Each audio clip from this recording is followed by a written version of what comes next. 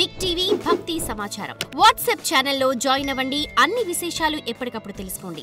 Big TV ప్రేక్షకులందరికీ శుభోదయం. ఈరోజు మనం ఒక మంచి సైకలాజికల్ టాపిక్ చూద్దాము. అదేంటంటే, జీవితంలో మనం ఎన్నో రకాల పరిస్థితులను ఎదుర్కోవాల్సి వస్తుంది. Life is a series of events and situations.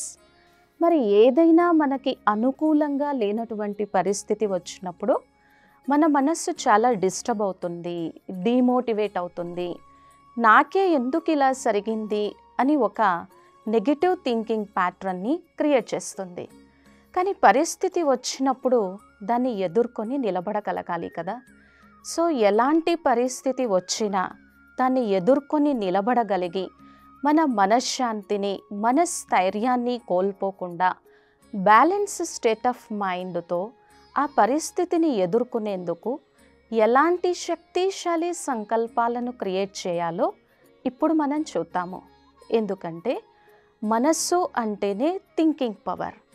మనం మంచి ఆలోచనలు, పాజిటివ్ ఆలోచనలు చేస్తే మన మనస్సులో కూడా పాజిటివ్ పవర్ అనేది జనరేట్ అవుతుంది.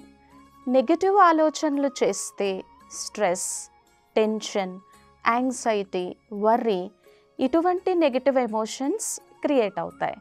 సో ఏ నెగిటివ్ ఎమోషన్స్ని ఒక్కసారి మనము క్రియేట్ చేయడం ప్రారంభించామో ఇక అవే on the screen of mind record అవుతాయి.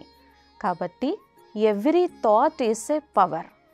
మనం చేసే ప్రతి సంకల్పము, ఆలోచన ఒక గొప్ప శక్తి. మరి మంచి ఆలోచనలని, శ్రేష్ఠ ఆలోచనలని, శక్తిశాలి ఆలోచనలని చేయటం వలన మన మనస్సులో అంతే హైయెస్ట్ పాజిటివ్ పవర్ అనేది జనరేట్ అవుతుంది. సో ఇప్పుడు ఒక్కొక్క సంకల్పము మన సబ్కాన్షియస్ మైండ్లో ఎలా రికార్డ్ చేస్తే పరిస్థితి వచ్చినప్పుడు ధైర్యంగా ఎదుర్కొని నిలబడగలము అనేది చూద్దాము. ఫస్ట్, నేను చాలా చాలా ధైర్యశాలి, శక్తిశాలి స్వరూపాన్ని.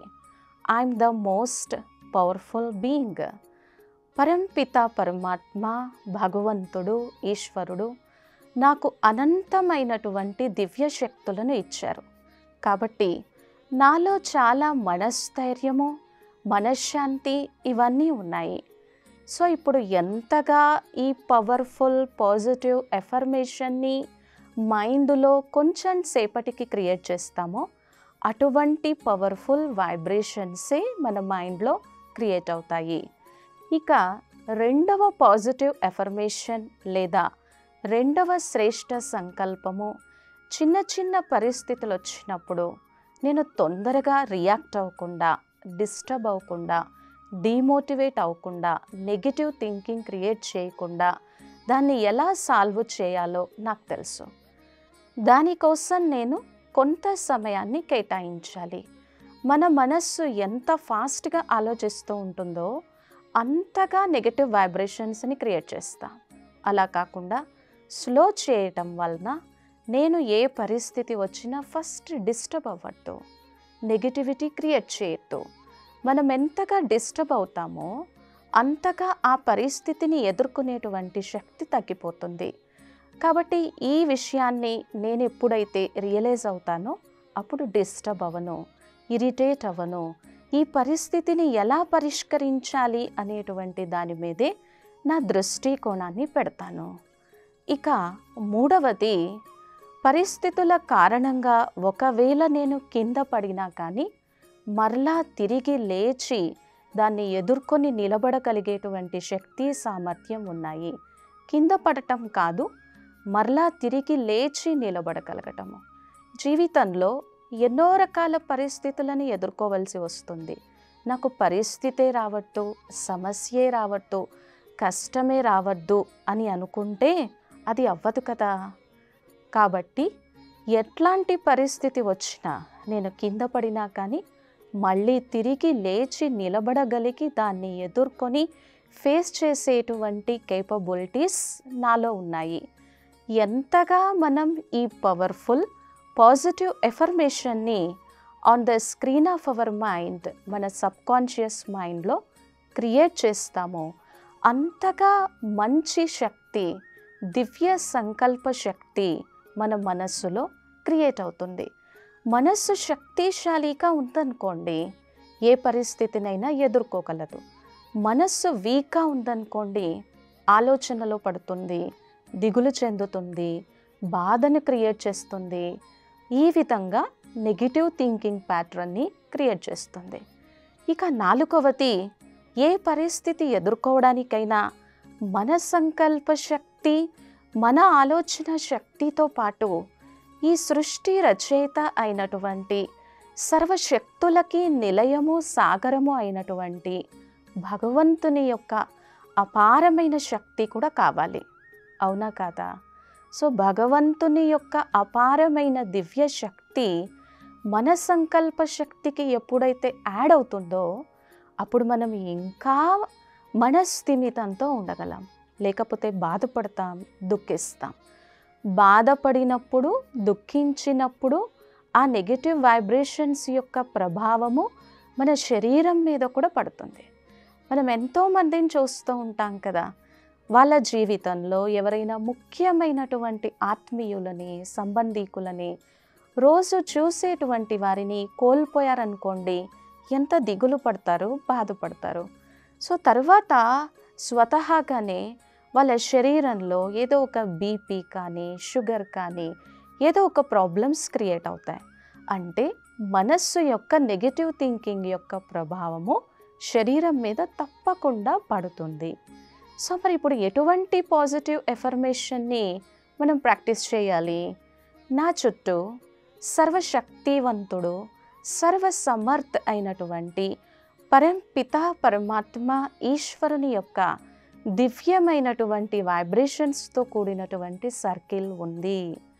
ఈ ఆలోచనల మీద మనం ఎంతగా ఫోకస్ చేస్తామో అంతగా ముందుకు వెళ్ళగలము. లేకపోతే మనస్సు పరిస్థితి కోసం ఆలోచించి వీక్ అయిపోతుంది. వీక్ అయిపోయినటువంటి మనస్సు మీద పరిస్థితుల యొక్క ప్రభావము తప్పకుండా పడుతుంది. కాబట్టి నా చుట్టూ ఈశ్వరుని యొక్క వైబ్రేషన్స్తో కూడినటువంటి డివైన్ సర్కిల్ ఉంది. ఈ సర్కిల్లో ఉన్నంత వరకు నేను చాలా చాలా సురక్షితంగా ఉంటాను. ఇక 5వది, I'm the powerful, I'm the big than the situation. పరిస్థితి రాగానే జనరల్గా మనసు యొక్క స్వభావం ఏంటంటే డిమోటివేట్ అయిపోతుంది, డిస్టర్బ్ అవుతుంది, వ్యాకులత చెందుతుంది. నాకే ఎందుకు ఇలా జరిగింది అని ఆలోచిస్తూ ఉంటుంది, యాక్సెప్ట్ చేయలేము. సో అటువంటి సమయంలో I'm the most powerful than any situation, I'm the big. నా మనసు యొక్క శక్తి గొప్పది, నా థింకింగ్ పవర్ గొప్పది, నా మైండ్ పవర్ గొప్పది. పరిస్థితి చిన్నదైపోతుంది, ఇంకా పరిస్థితి చిన్న పేపర్ టైగర్ అయిపోతుంది. ఒకవేళ పరిస్థితి పెద్దదైందనుకోండి, నా మనస్సు యొక్క స్థితి తగ్గిపోతుంది. ఇక 6వది వచ్చేసి, ఫస్ట్ మనం ఆలోచించాల్సింది రియాక్ట్ అవ్వద్దు. జనరల్గా ఎవరైనా మనల్ని ఏమైనా అన్నా, నువ్వెందుకు ఇలా చేస్తున్నావు అని అన్న వెంటనే రియాక్ట్ అయిపోతాం. కోపంలోకి వస్తాం, ఆవేశంలోకి వస్తాం. కోపంలోకి, ఆవేశంలోకి వచ్చినప్పుడు నిర్ణయ శక్తిని కోల్పోతాము. ఎలా ఆలోచిస్తే ఈ పరిస్థితి నుంచి బయటపడగలను, ఈ నెగిటివిటీ నుంచి బయటపడగలను అనేది అర్థం కాదనమాట. కాబట్టి 6th పాయింట్ లేదా 6th పాజిటివ్ ఎఫర్మేషన్, నేను పరిస్థితులను చూసి రియాక్ట్ అవ్వను, రెస్పాన్స్.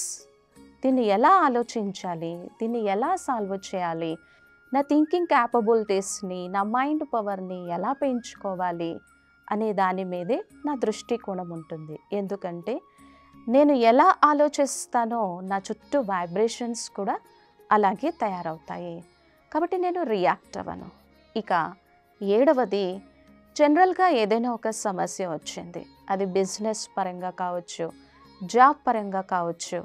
ఏదైనా పరిస్థితి వచ్చినప్పుడు మనసు యొక్క స్వభావం ఏంటంటే, గతంలో జరిగినటువంటి పరిస్థితుల కారణంగా ఎదురైన చేదు అనుభవాలని, ఆ పాస్ట్ ఎక్స్పీరియన్సెస్ అన్నింటినీ ఒక్కసారి on the screen of the mind గుర్తుకు తెచ్చుకుంటుంది. గుర్తుకు తెచ్చుకొని ఈ పరిస్థితికి తోడు ఆ పరిస్థితుల యొక్క చేదు అనుభవాలన్నింటిలోకి వెళ్ళి ఇంకా వీక్ మైండ్ అయిపోతుంది. కాబట్టి గతం యొక్క చేదు అనుభవాలని కానీ, గతంలో జరిగినటువంటి పాస్ట్ నెగిటివ్ ఎక్స్పీరియన్సెస్ని కానీ నేను నా మైండ్లో పదే రీప్లే చేయను. అదే బ్యాక్గ్రౌండ్ మ్యూజిక్గా పెట్టుకోను. పదే రీప్లే చేసినా అదే బ్యాక్గ్రౌండ్గా ఉన్నా ఇక దాంతోపాటు ఎన్నో రకాల నెగిటివ్ ఎమోషన్స్ క్రియేట్ అవుతాయి. కాబట్టి ఈ విషయం మీద కూడా మనం అటెన్షన్ ఉంచాలి. ఇక 8వది, ఈరోజు సమస్య లేని వ్యక్తి కానీ, దిగులు చెందని వ్యక్తి కానీ, నేను చాలా సంతోషంగా ఉన్నాను అని చెప్పగలిగినటువంటి వారు ఎవరు లేరు కదా. సో ఎవరికి మన సమస్యల కోసం చెప్పగలము? ఇతరులకి మన సమస్యల కోసం చెప్పినా వాళ్ళ నుంచి ఎటువంటి వైబ్రేషన్స్ వస్తాయి? మన హీలింగ్ క్యాపబిలిటీస్ పెరుగుతాయా? ఇవన్నీ ఆలోచించుకోవాలి. కాబట్టి ప్రతిరోజు ఏకాంతంలో ఉదయం లేచిన తర్వాత అయినా కానీ, రాత్రి నిద్రపోయే ముందైనా కానీ, మనకి ఏ ఇష్ట దైవము, ఏ పూజ్య దైవం అయితే ఉన్నారో ఆ ఇష్ట దైవాన్ని మనస్సులో ఒక్కసారి జ్ఞాపకం చేసుకొని, మొత్తం నా మనస్సులో ఉన్నటువంటి భారాన్ని, నిరుత్సాహాన్ని, ఆ నెగిటివిటీని ఆ ఈశ్వరునికి, ఆ పరంపిత పరమాత్మకి, ఆ జగద్గురువుకి అప్పగించి నేను చాలా ప్రశాంతంగా, ఆనందంగా నిద్రపోతాను. ఇది కూడా అవసరమే. లేదు అంటే మనం ఏమనేస్తాము? BP is normal, sugar is normal, ఈరోజు అప్సెట్ అవ్వడం నార్మల్. ఇవి నార్మల్ కానే కాదు. ఇక 9వది, నేను ఎప్పుడూ చాలా యాక్టివ్గా, ఎనర్జెటిక్గా, డైనమిక్గా ఉంటాను. ఉమంగా ఉత్సాహంతో ఉంటాను. ఉమంగా ఉత్సాహంతో ఉంటే మనస్సు కూడా ఎప్పుడూ శక్తిశాలిగా ఉంటుంది. మనస్సు శక్తిశాలిగా ఉంటే పరిస్థితి యొక్క ప్రభావం మన మీద తక్కువ చూపుతుంది. నేను ఆల్రెడీ నిరుత్సాహంగా ఉంటే ఆ పరిస్థితి నా మీద చాలా ప్రభావాన్ని చూపుతుంది. ఇక 10వది, ఎటువంటి పరిస్థితి వచ్చినా కానీ పవర్ టు ఫేస్, ఎదుర్కొనే శక్తి ఉంది. ఫస్ట్ ఇతరులని నమ్మటం కాదు, నన్ను నేను నమ్మాలి కదా. ఎందుకంటే 24 గంటలు నాతో నేను ఉంటాను, నా మనస్సు నాతో ఉంటుంది. నా మీద నాకు విశ్వాసం లేకపోతే, నమ్మకం లేకపోతే, ఎదుర్కొనే శక్తి లేకపోతే, నాలో ఆ సెల్ఫ్ మోటివేషన్ లేకపోతే, నేను ఎంతకాలం ఇతరుల మీద ఆధారపడుతూ ఈ సమస్యని ఎదుర్కోవడంలో నాకు హెల్ప్ చేయండి అని అనగలను కదా. కాబట్టి ఫస్ట్ నా మీద నాకు విశ్వాసం, నమ్మకం ఉంటే హిమ్మతే బచ్చే మదతే బాప్, ఎక్కడ ధైర్యం ఉంటుందో అక్కడ ఆ సర్వేశ్వరుని యొక్క సహయోగము స్వతహాగానే లభిస్తుంది. కాబట్టి ఇది. ఇక 11వది, ఐ లవ్ మై సెల్ఫ్, నన్ను నేను ఇష్టపడతాను, నన్ను నేను ప్రేమించుకుంటాను. నన్ను నేను ఎప్పుడైతే ఇష్టపడతానో, నన్ను నేను ఎప్పుడైతే ప్రేమించుకుంటానో, నా మనస్సుని ఎప్పుడు కూడా అప్సెట్ కానివ్వను, డిస్టర్బ్ కానివ్వను.